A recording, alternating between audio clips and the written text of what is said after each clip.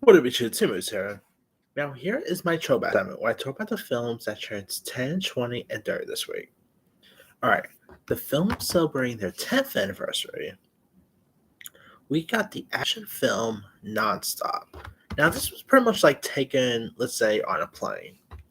This movie was directed by John Sarah, who, a couple years prior worked with Liam Neeson on the movie Unknown, and he will go on to work with him a couple of other times, like the film I Was an Extra for, Run or Night, uh, The Commuter, and of course, John Colasero was also director behind Black Adam and some other cool stuff.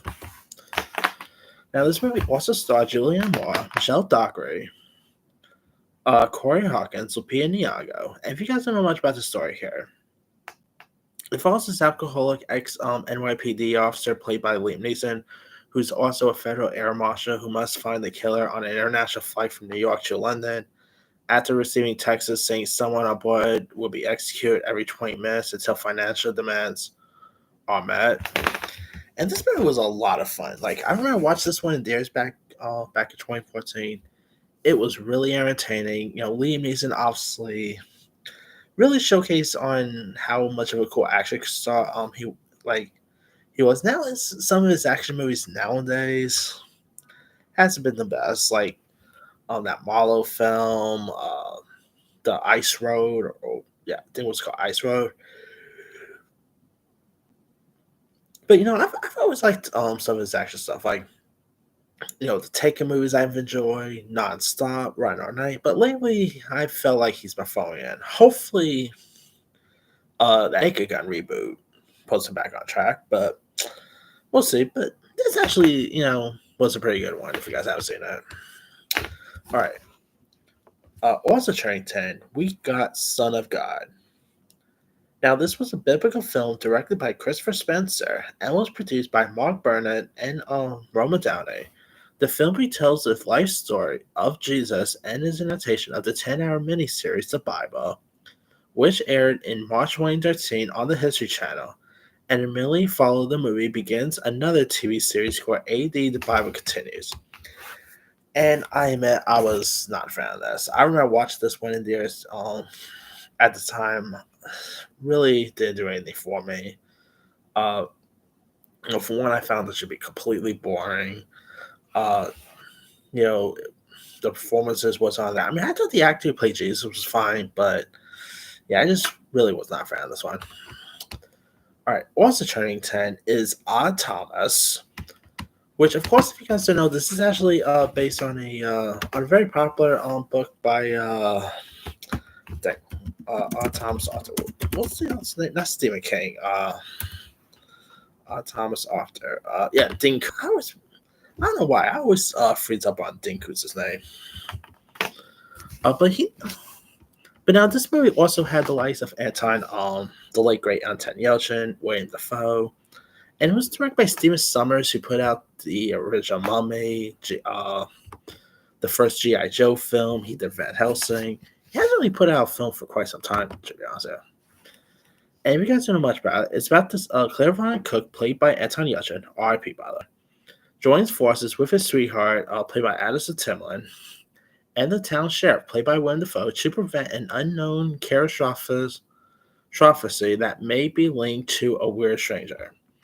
And I remember watching this one at the time too. I know it was a really cool adaptation. Anton Yelchin gone way too soon. I remember when I first heard that he passed away, I was really heartbroken because I always loved him as an actor.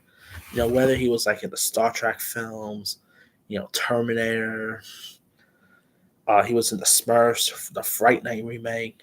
He was having his career great. Like he was having one heck of a career. It's a shame that his life was cut tragically short back in 2016. But Thomas, I thought he was really excellent in this one. Definitely one of his coolest roles he's put out. Willem Dafoe was really cool in this. You had Gugu Mafara was great. I like the horror elements. It's a really cool flick. It's a shame we never really got around to see a couple of sequels to this, but maybe they'll reboot Thomas down the line. Who knows? Now, films turning 20, we got Broken Lizards, Club, Direct. Now, of course, this is from the Broken Lizard Gang, who gave us stuff like Super Troopers, Beer Fest, and this was pretty much like their slasher parody they put out.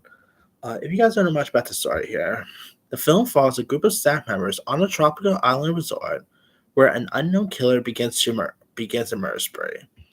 Now you do got the likes of Jay Chandra's Chandra Scott. I can never pronounce the last name too well, but he recently gave us that Easter Sunday a couple years ago. Some of his other stuff, like obviously he put out like the Dukes of Hazzard's movie in 2004, in 2005. And Broken Lizard Club Dread is a lot of fun. I always adore this one. Seeing the Broken Lizard Gang in like a slasher element in this, I thought was really cool. I mean, this was pretty much like Scream set on a beach. And of course you had maybe one of the best fictional musicians in the past number of years, Bill Paxton as Coconut Pete. Bill Paxton has been in some of the great iconic like films, whether you talk about The Terminator, Alien, Titanic, etc. While this obviously ain't my favorite Bill Paxton film, Coconut Pete is probably my favorite Bill Paxton character. I mean, I know he had lots of other great iconic characters, but I adore the Coconut Pete character. I always love lots of his music, like the Pina Colada song. I could play that Pina Colada song a lot.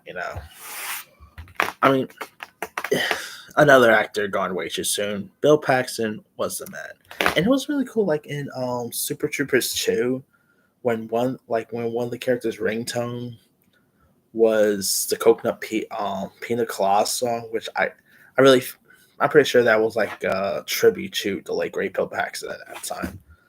But yeah, I had a fun time with Club Dread. I mean, the movie didn't really get. This is also my favorite movie from Broken Lizard. Like most people probably say Super Troopers is their favorite, or even Beer Fest. My favorite will always be Club Dread. Like somehow I wouldn't mind seeing a sequel to this. I mean, it's a shame the reviews for this was never good, but their movies aren't for everyone, I guess. All right. Now, other films trending 20, which were not all that great. Dirty Dancing Havana Nights. That's right. Someone decided to give us a unrelated prequel reimagining of the 1987 blockbuster Dirty Dancing, reusing the same basic plot but transplanting it from upstate New York to Cuba on the cusp of the Cuban Revolution. Now you do got the late great Patrick Swayze, who actually appears as a dance instructor, but obviously not as his Johnny character. Now this also had like Diego Luna, who obviously will go on to star in Andor. Romo Guerrero was also in this. John Sari, January Jones, Mika Borum. I mean, he had some cool cast members in this one.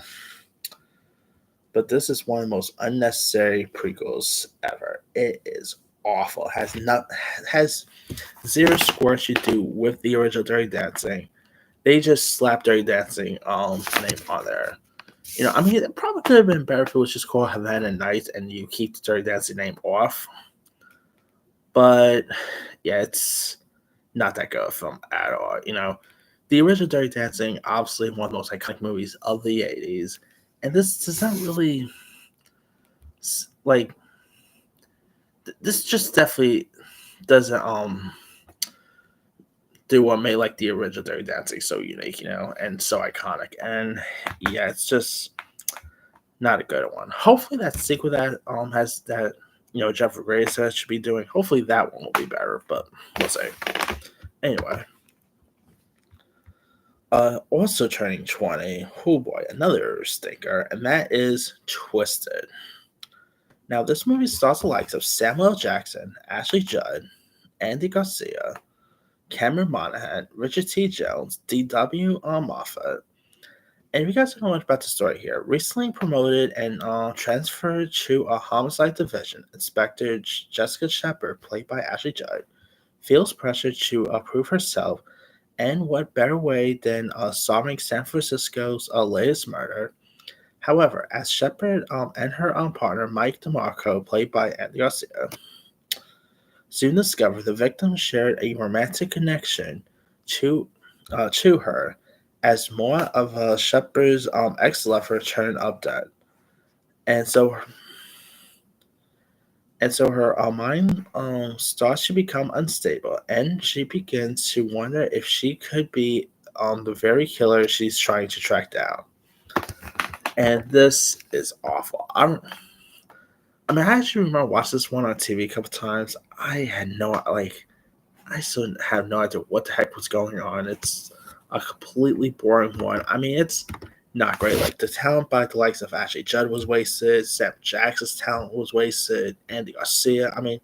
Had some cool cast members involved, but I'm trying to remember who. Let me see. Twisted director.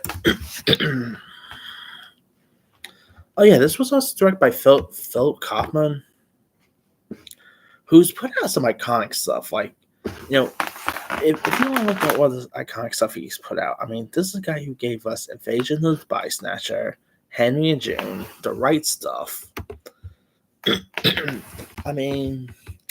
is a shame he one of his films he put out was this, but every good director has bad day in the office, I guess. All right. Now, films turning dirty this week. We got Sugar Hill. Now, this is a crime film that is pretty much just that if you guys don't know much about the story here, it focuses on two brothers who are major drug dealers in New York City neighborhood of Harlem, specifically the namesake Sugar Hill. Now, this is actually considered the second film in Barry Michael Cooper's Harlem trilogy. Now, of course, his other ones included New Jack City with Wesley Snipes, as well as Above the Rim that had Tupac in it.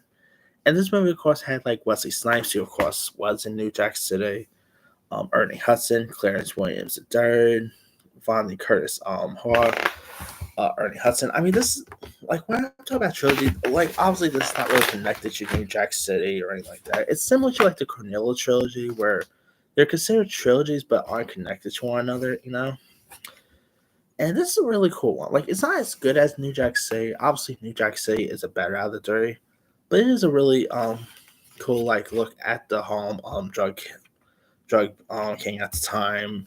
Wesley Snipes, obviously at the height of his career with New Jack City, he was terrific in this. Ernie Hudson was great. Steve Harris was also in this.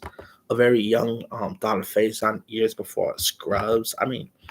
Talk about some good cast members in this one. I always do love a good they don't really do these type of Harlem-based films anymore. In the 90s, they've always did great when it came to these hood type stuff. Whether you talk about Boys in the Hood, Juice, and stuff, they really do it. There was still Harlem based stuff around, but not as much as there was back in the 90s, But anyway. Alright. Now turning dirty, we got the Western film 8 Seconds. Now, the film stars Luke Perry, who of course at the time was very popular, that lots of of course at the time lots of women had Luke Perry posters on their walls and stuff, because of course at the time he was very popular thanks to Beverly Hills 90210, and so they were trying to make him into a film star. And by the way, R.I.P. Luke Perry. And so here you had Luke Perry, who plays his American rodeo legend Lane Frost, and focuses on his life and career as a bull riding champion. It also features the likes of Steve Baldwin, Red Mitchell, and it's not all that great in my opinion. Luke Perry was fine, but and Steve Baldwin was whatever in this. It's nothing about this really set right with me. I was not a fan of the characters involved in this. Of course, Steve Baldwin at the time was very popular with stuff Usual Suspects and all. He was obviously, him and his brothers are one of the most iconic brothers of all time. you don't really see Steve Barber anymore. But anyway, yeah, this I was just never a fan with this one. Like Luke Perry was like okay, but yeah, I mean, I feel like this is just a movie that was trying to make like Luke Perry into a movie star, but sadly, it didn't really do much. So yeah, I mean, Luke Perry was like he's obviously at the time still did films and all, but you know, when you think of Luke Perry, you always think of him more of as a TV star than a straight movie star. Whether it's something like 90210, Riverdale, and yeah, 8 Seconds just wasn't all that great. So anyway, let me let you guys. Which of these films stand out to you the most? To me, the 10-year one is of course going to be Nonstop. The 20-year one is Club Dread, and the 30-year one will be Sugar Hill. Drop comments below. Don't forget to like, subscribe, hit that bell for notification. This is Simon signing off.